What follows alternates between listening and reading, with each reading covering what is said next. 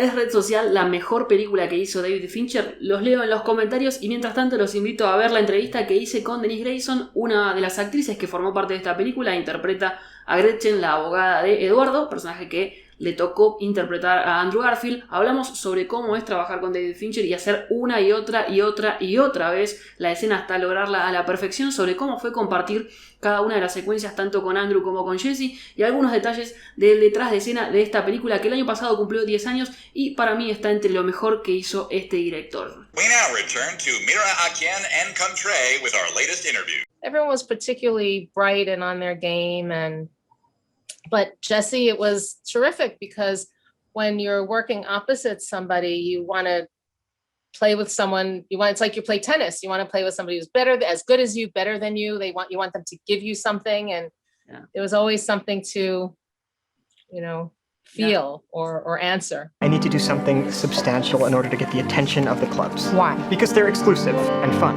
and they lead to a better life. My character was based, Aaron mentioned, I think she was a conglomeration of a few lawyers.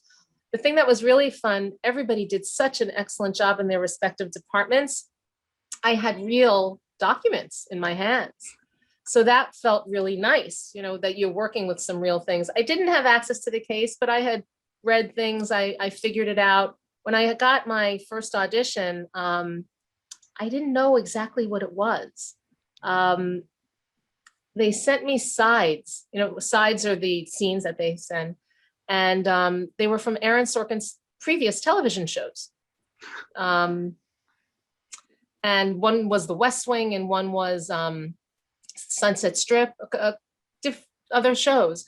And I didn't know, but I knew the casting director cast for David Fincher. So I started to do a little bit of research, and then I saw that this movie was happening and they were talking about it. So I immediately ran. At that point, you run to a bookstore. So I immediately ran to the bookstore and got the Ben Mesrick book. I was in LA. I went to the Grove. I went to Barnes and Noble, and I read it in a day. I had another day or two before I went in for my audition again. And I read the book, and that gave me a bit more of an idea. Yeah, that's a smart move. Did you confess this to David? Like you did some research? No.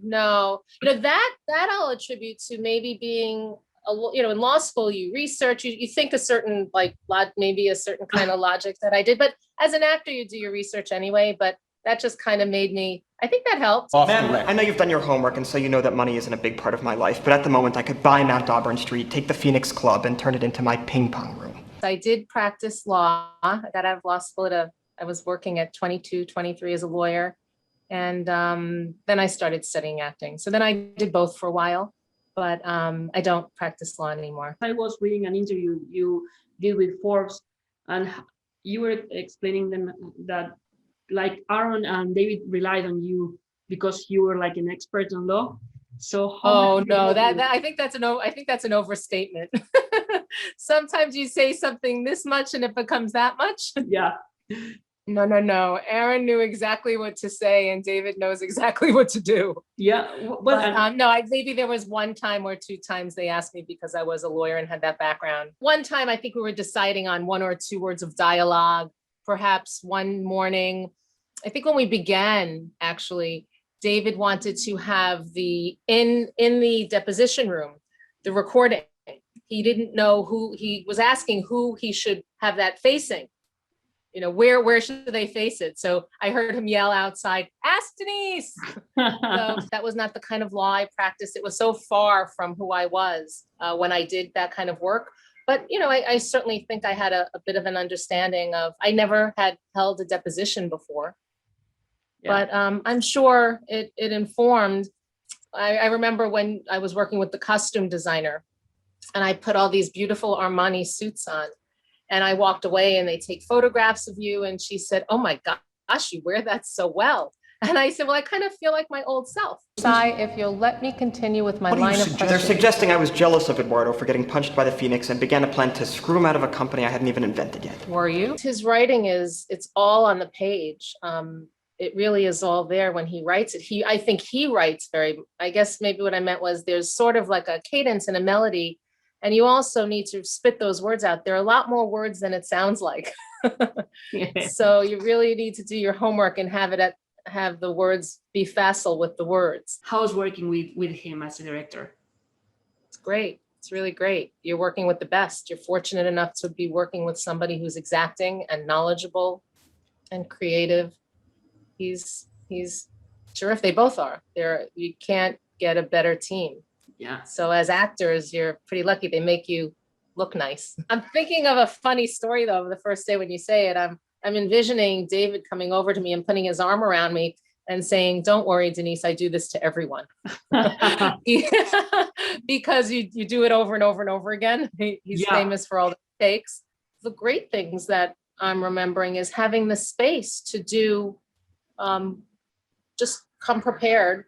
And then David would come in, he may whisper some, for me, maybe he whispered something in my ear, which would give a little adjustment so he could see it another way. I always want to get it right and well the first time. Yeah. And I do a lot of lower budget movies, and you got to get it done the first time. Or if you're on stage in theater, you always have to just get it done.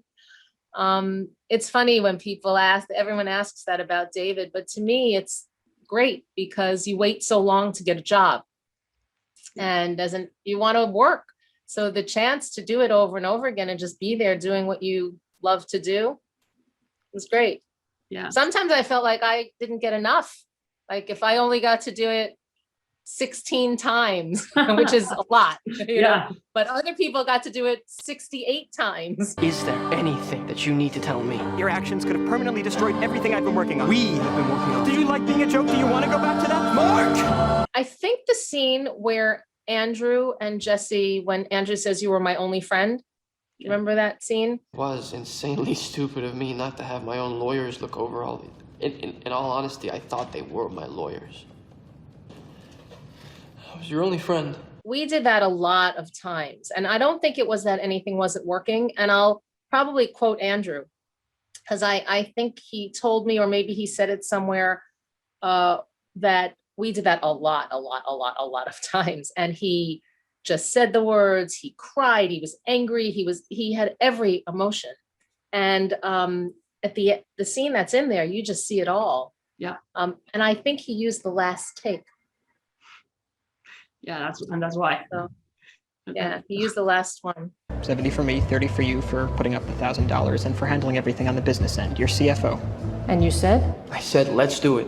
I met Andrew for the first time in the makeup trailer, and we said hello, and he had indicated that because all those deposition scenes were like the second, even though they're interspersed beautifully throughout the film, they were shot consistently for 5 weeks or whatever it was. So he maybe was a little confused. So not confused, but he just seemed a little nervous for some reason when he came over. And everybody's nervous when you start something new, but I just decided to use that as an actress. Yeah. And I made it whatever word you want to use to take care of him and protect him and help him.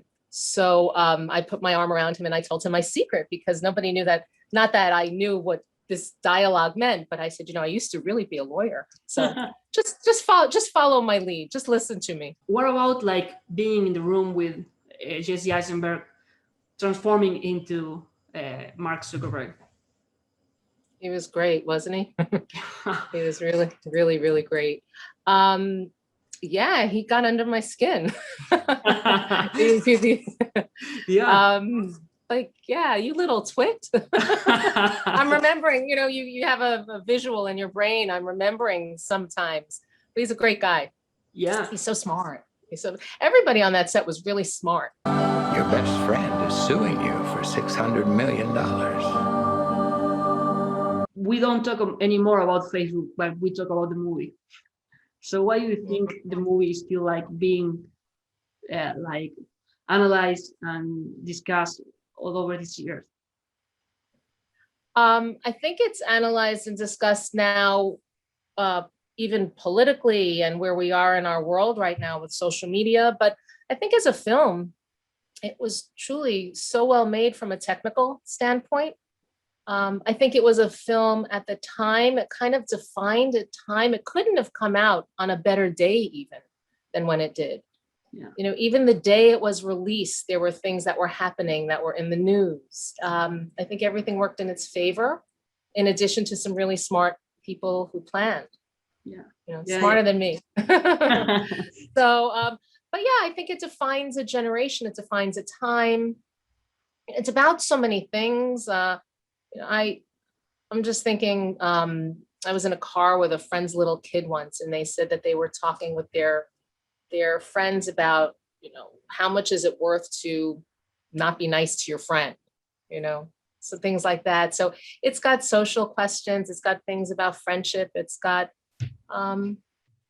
really, I think it's an important story. I'm sorry? Yes. I don't understand. Which part? I don't